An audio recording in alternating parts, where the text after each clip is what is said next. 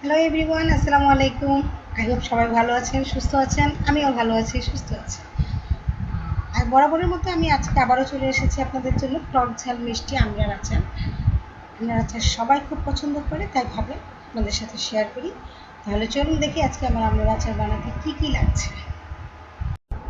আমি 4টা বড় সাইজের আমড়া ধুয়ে ছিলে নিয়েছি।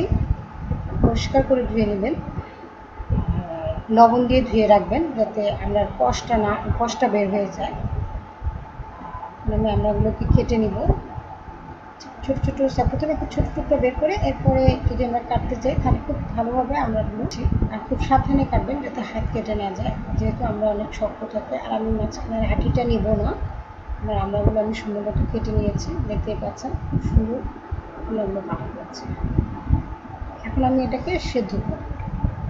তো পানি আমার বলক চলে আসছে, আমি সেদ্ধ করব যতক্ষণ পর্যন্ত এটা কালারটা চেঞ্জ না হয়ে আসে। পানিটা আমি ফুটতে দেবো মিনিমাম 10 মিনিটের মতো ফুটালেই হবে, এর চেয়ে বেশি আর লাগে না। একটু নেড়ে লবণ দিয়ে দিলাম, তাতে একটু নোনতা নোনতা ভাবটাও থাকবে, যেহেতু আমরা টক ঝাল মিষ্টি আচারটা বানাচ্ছি এই জন্য আমরা একটু লবণ দিলাম। আমার আচার কুমড়াটা সেদ্ধ হয়ে, এখন আমি এটাকে নামিয়ে একটা স্ট্রেনারের মধ্যে ঢেলে দিব।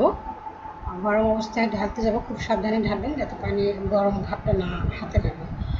এখন ঠান্ডা পানি দিয়ে ধুয়ে নিচ্ছি, কারণ ওভারকুক যাতে না হয়ে যায়। আমরার যে গুণাগুণটা সেই গুণাগুণটা যাতে থাকে। যে কোনো সবজি আপনি যদি ওভারকুক করতে যান তাহলে কিন্তু আপনার সবজিতে আর যে সবজির যে গুণাগুণটা সেই গুণাগুণটা থাকে না। ঠিক আমরার ক্ষেত্রেও তাই, অতিরিক্ত বয়েল করলে এটার মধ্যে আর ওই জিনিসটা আপনি পাবেন না। তো দেখতে পাচ্ছেন আমরাগুলো আমি বেশি সেদ্ধও করিনি, আবার বেশি শক্তও রাখিনি। এটা খেতেও ভালো লাগবে।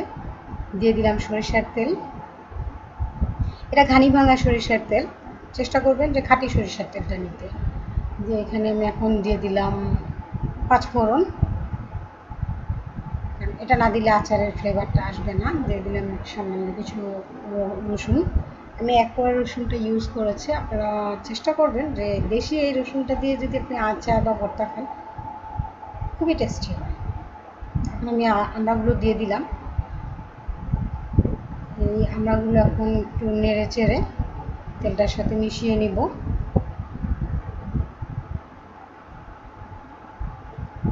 আচারটা এতটা মজার কল্পনা করতে পারবেন না।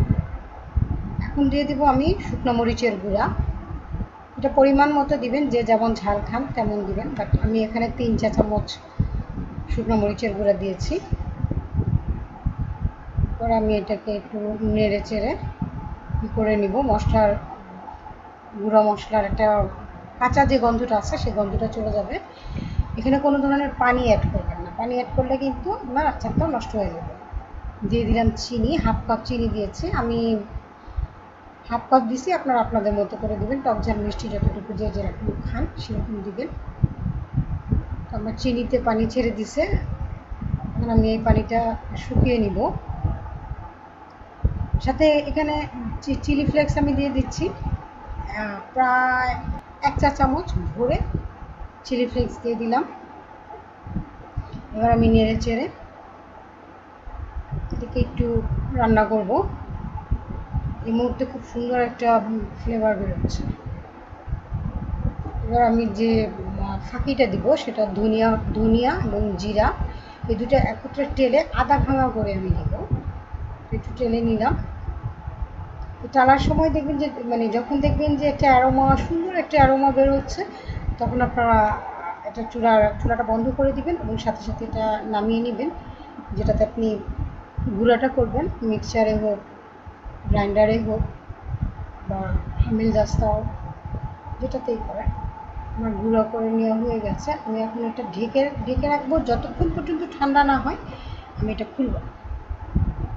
তো আমার আচারটা হয়ে গেছে, আমি এখন নামিয়ে নিচ্ছি। এটা প্লেটেই নামালাম, আমি আর বয়েমে ঢুকালাম না, যেহেতু এটা আমরা এখন সবাই খেয়ে নিব, ডাল দিয়ে খাবো। এই মুহূর্তে কার কার মুখে জল চলে আসছে আমাকে কমেন্টস করে জানাবেন।